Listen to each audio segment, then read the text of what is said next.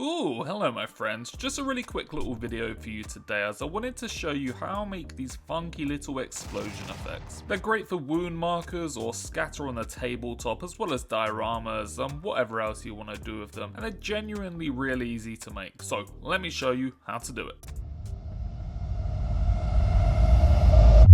Swamp Rat. Miniatures.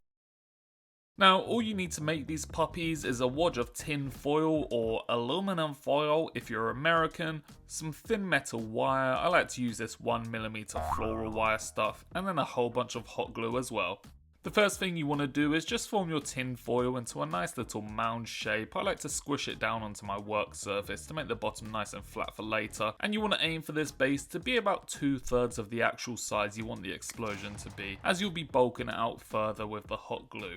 Next, take your wire and snip it off into a bunch of different sized pieces. You don't need to be too precise here, as you can clip them down more in a moment. Then you can just poke these down into the tin foil to form the outlines of the little explodey projectile bits. I use some pliers to help push them down into the foil, as the ends are usually pretty sharp and will end up giving you a nasty little poke if you're not careful. And a fairly good kind of general layout is to add a nice long projectile bit into the center of the foil, then just sort of spiral the rest of the pieces out around that. Try to be a little bit random with these, as adding them in too much of a deliberate or kind of patterned approach will make the explosions look less realistic. But once you've got them in, add a little blob of hot glue to secure them in place and clip off any excess wire if they're looking a bit long. It's good to have your longer projectiles up top, then have your shorter ones around the lower sections for a nice natural explodey effect. So now we have our little frame completed, it's time to start adding the explosion texture, and if you've not guessed it already, we're going to be using the hot glue for this. You could use something like green stuff if you wanted, but it would probably take a lot longer and be way harder to build up a decent effect, so I personally wouldn't bother with that. But with the hot glue, you just want to go around adding little round beads onto the wires like this, letting each one cool down and harden before you layer up others around it. It's important to let them harden into the round bead shape before you add another one, otherwise the hot glue will kind of just merge together into a weird gelatinous blob that looks like me on the sofa on a Friday night. So add a bead onto one wire, then rotate through all the others to allow the previous one's time to cool down before you hit them again. Make sure to mix up which side or angle you attach your beads onto the individual wires to get a nice varied texture built up on the plumes, going from thicker at the base to thinner at the tops. And honestly, just take your time here. The more patient you are and the more time you spend building up the beads, the better an effect you'll build.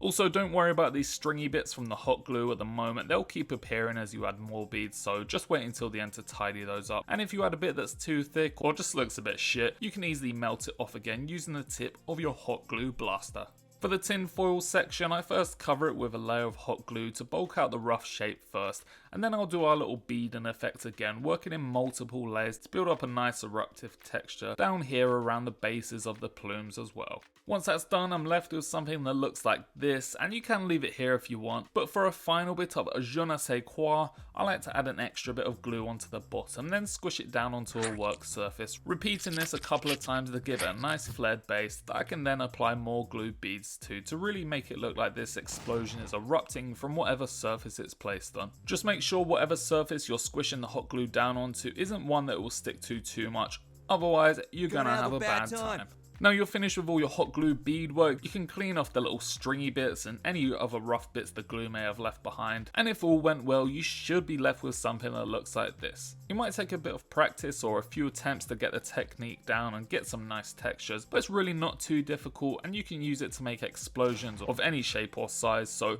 trust the process, don't rush it, and you can grow your very own explosions at home. Now before I start painting, I'm going to hit these guys with a light primer, usually a white or a kind of bone colour, as anything darker will really muddy up the fiery colours we'll be adding. And if you rush through your cleanup phase like I did, your little sea urchins may have a bunch of blemishes or leftover gubbins like this one does, but don't panic as they really won't be visible once we've done all our painting anyway. But yeah, for my first layer of paint, I'm mixing together some yellow contrast paint with a fluorescent yellow colour to get a nice bright base layer going. You don't need to use fluorescent paints, you can just use regular or equivalent ones. I've just been on a bit of a fluorescent kick recently as I like how bright they end up. A lot of this yellow won't really be visible at the end, but it's still good to base coat the entire surface as it will help the following layers go on a bit more easily. I mixed a bit of fluorescent orange into the previous blend to use as a kind of interim layer, but this ended up being way too thin. I would have had to do like 15 layers of this to build up a decent coverage, so instead I mixed together a bit of regular orange paint with the fluorescent to get the best of both worlds in terms of coverage and brightness, and used this to cover about 80 to 90% of the yellow layer, leaving some yellow visible at the base of the explosion where it'd be hottest and brightest, but going for pretty much full coverage on the plumes of flame. Don't worry if you cover up too much yellow, as we can sort that out at the end, and to be honest, the orange is going to be the dominant colour anyway, so it's all good. Next up, I'm mixing some red into the previous orange mixture, as I want something slightly darker than orange but not quite fully red, to add a bit of a colour transition down maybe 40 to 50% of the tips on the flumes, and also a very small amount on the outer edge of the flared base texture. You basically just want to show that the flames are getting darker the further away from the initial heat source they get, but don't go too over the top with this layer, definitely use it quite sparingly. Then the penultimate step in this paint job is to use a bit of dark brown, or maybe some dark grey if you prefer, to dry brush on some smoky tips to your plumes, again focusing this on the ends of them and using it quite sparingly to not muddy up your other layers. And if you're happy with how they're looking now, you can go ahead and just leave them like this, but for my final stage I like to just go around and use my previous colours to tidy everything up a bit, which is kind of hard to quantify for a video like this, but I pretty much just look for any areas that stand out as being too dark or too bright, or just having an ugly or messy blend of colours going on, and try and sort those out a bit. I find the most beneficial thing you can do in this step is bringing in a bit more brightness around the base of your explosion by topping up those yellow areas a bit, and a colour somewhere between a yellow and a really bright peach colour is a great way to do this. But yes, there we have it, my friends, some really quick and easy explosion effects you can make for your own miniatures using stuff you probably already have laying around the house. I think if you tried to calculate the cost for these, it'd literally be pennies per explosions, so that's some real bang for your buck. If you enjoyed this video, then please subscribe or leave a like or a comment. Let me know if you'll be making some of these yourself. Let me know if you think slugs are just homeless snails, and as always, I have been your friendly neighborhood swamp rat,